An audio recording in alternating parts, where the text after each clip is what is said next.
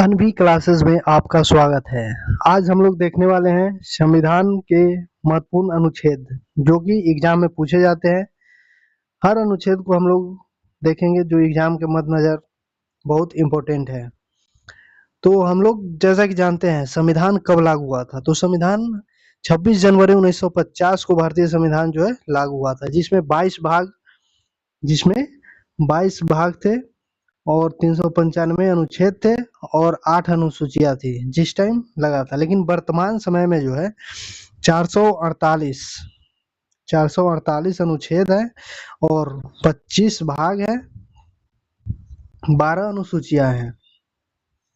अब चलते हैं हम लोग नेक्स्ट की ओर। भाग वन में जो है संघ और उसका राज क्षेत्र है। भाग वन में संघ और उसका राज क्षेत्र आते हैं जिसमें अनुच्छेद 1 से 4 तक है। अनुच्छेद 1 को देखेंगे तो भारत अर्थात इंडिया राज्यों का एक संघ होगा। अनुच्छेद 2 नए राज्यों का प्रवेश या स्थापना, जैसे में सिक्किम का भारत में विलय। अनुच्छेद 3 नए राज्यों का निर्माण और वर्तमान राज्यों के क्षेत्रों सीमाओं का नामों में परिवर्तन। ये अधिकार किसके पास है? नए राज्य का निर्माण करना या वर्तमान राज्य के क्षेत्र सीमाओं का नामों में परिवर्तन, ये सब संसद के अधिकार के अंतर्गत आते हैं। आगे चलते हैं भाग दो की बात किया जाए तो भाग दो में नागरिकता है। भाग दो में नागरिकता है जिसमें अनुच्छेद 5 से 11 तक आते हैं। भाग दो में अनुच्छेद 5 से 11 तक आते हैं। अनुच्छेद 5 की बात की जाए तो संविधान के प्रारंभ में नागरिकता की प्रावधान है। अनुच्छेद 9 की बात की जाए तो विदेशी राज्य की नागरिकता स्वेच्छा से अर्जित करने वाले व्यक्ति का नागरिक न रहना एकल नागरिकता कहलाएगा।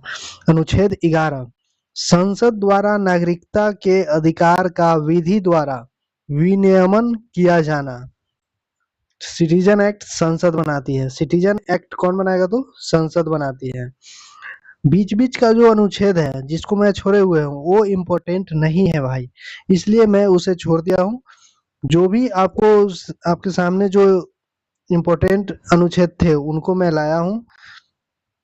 आगे देखता हूँ भाग तीन में मौलिक अधिकार अनुच्छेद 12 से 35 तक आते हैं। अनुच्छेद 14 विधि के समक्ष समता और विधि का समान संरक्षण। अनुच्छेद 14 में क्या है? तो विधि के समक्ष समता और विधि के समान संरक्षण है। अनुच्छेद 15 धर्म, मूल वंश, जाति, लिंग या जन्म स्थान के आधार पर विभेद का प्रतिषेध। अनुच्छेद 16 लोक नियोजन के विषयों में अवसर की समता। 17 में अस्पृश्यता का अंत, बार बार पूछा जाता है। अनुच्छेद 18 उपाधियों का अंत। अनुच्छेद 19 तो वाक स्वतंत्रता, प्रेस की स्वतंत्रता अनुच्छेद 21 के में शामिल है। इसमें कुल 6 स्वतंत्रताएं हैं। तो इसका एक कोड होता है दोस्त, विधि भेद लोक छुए उपाधि। इसका कोड जो होता है विधि भेद लोक छुए उपाधि। तो अनुच्छेद 14 में विधि हो जाएगा, 15 में भेदभाव हो जाएगा, 16 में लोक नियोजन और 17 में छुआछूत हो जाएगा, 18 में उपाधियों का अंत हो जाएगा। इसीलिए इसका कोड है विधि भेद लोक छुए उपाधि। इस तरह से आप याद रख सकते हैं। अब हम लोग चलेंगे, बात की जाए अनुच्छेद 19 की, तो वाक की स्वतंत्रता है, प्रेस की स्वतंत्रता, जिसमें कुल 6 स्वतंत्रताएं दिए गए हैं। तो 6 कौन कौन से हैं? तो अनुच्छेद 19 के 1 के ए में बोलने की स्वतंत्रता है। 19 के 1 के बी में शांति पूर्वक बिना हथियारों के एकत्रित होना और सभा करने की स्वतंत्रता है। अनुच्छेद 19 के 1 के सी में देखेंगे तो संघ बनाने की स्वतंत्रता है और 19 के 1 के डी में देखेंगे तो देश के किसी भी क्षेत्र में आवागमन की स्वतंत्रता है। किसी भी क्षेत्र में निवास करने और बसने की स्वतंत्रता है। 19(1) के जी में देखेंगे तो कोई भी व्यापार एवं जीविका चलाने की स्वतंत्रता है इसमें। इसी के साथ हम लोग अब आगे बढ़ेंगे।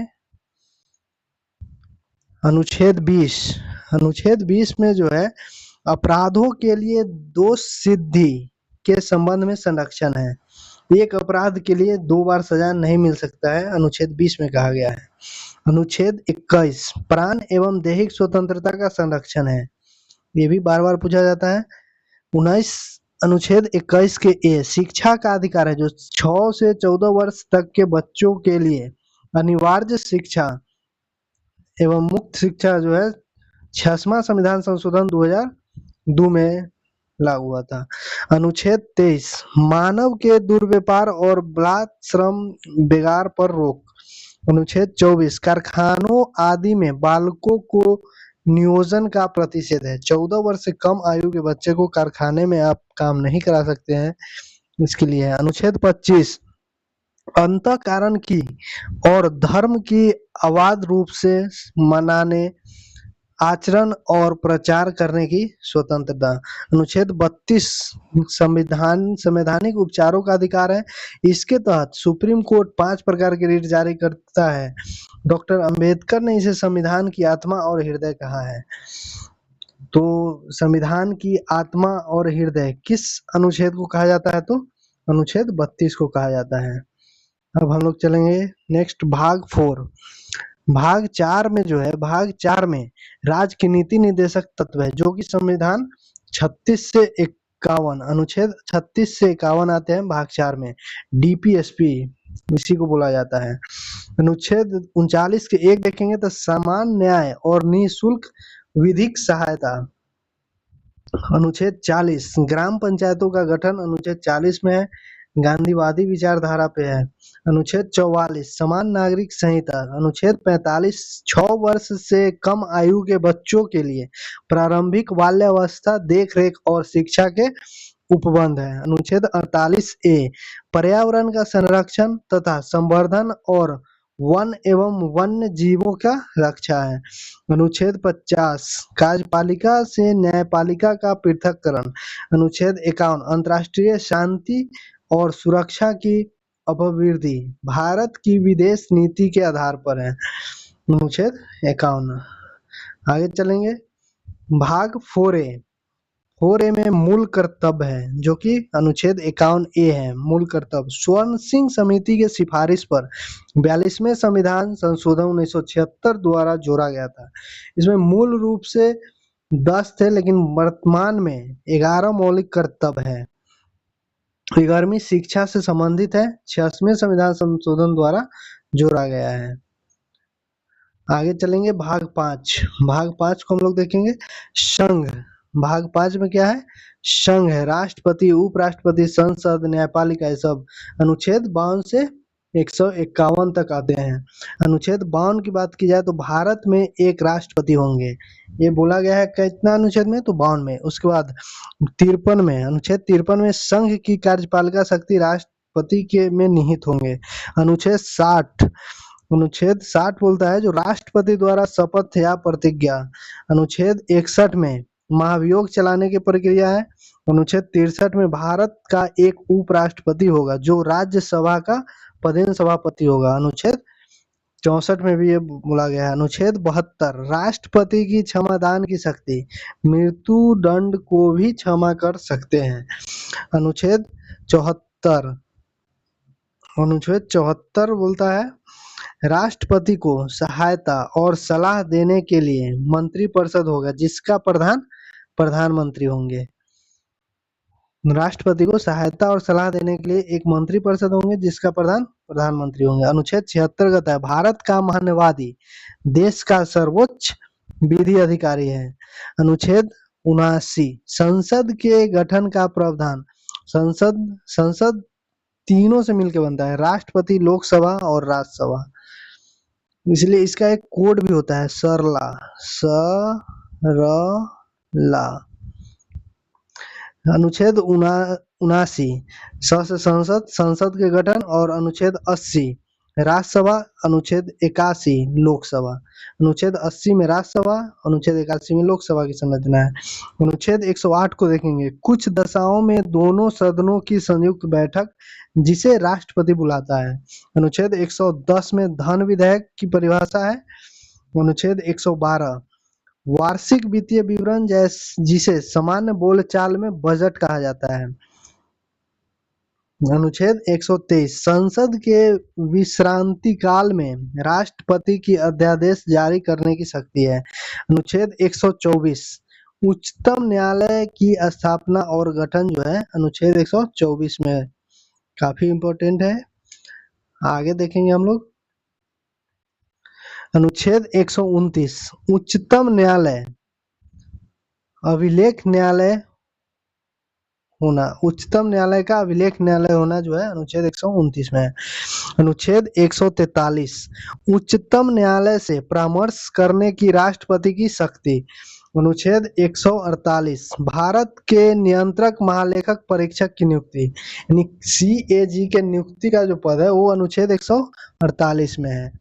अब हम लोग महत्वपूर्ण राज्य केंद्र राज्य संबंध एवं आपातकाल देखने वाले हैं। अनुच्छेद 153 में राज्य के राज्यपाल का पद है, राज्य में जो राज्यपाल होते हैं उनका पद 153 में है। अनुच्छेद 165 राज्य का महाविधिवक्ता राज्य सरकार की कानूनी सलाहकार होता है, यानी एडवोकेट जनरल, अनुच्छेद 165 में है। अनुच्छेद 214 और 226, तो अनुच्छेद 214 में राज्य के लिए उच्च न्यायालय होंगे और अनुच्छेद 226 हाई कोर्ट की रीट जारी करने की शक्ति।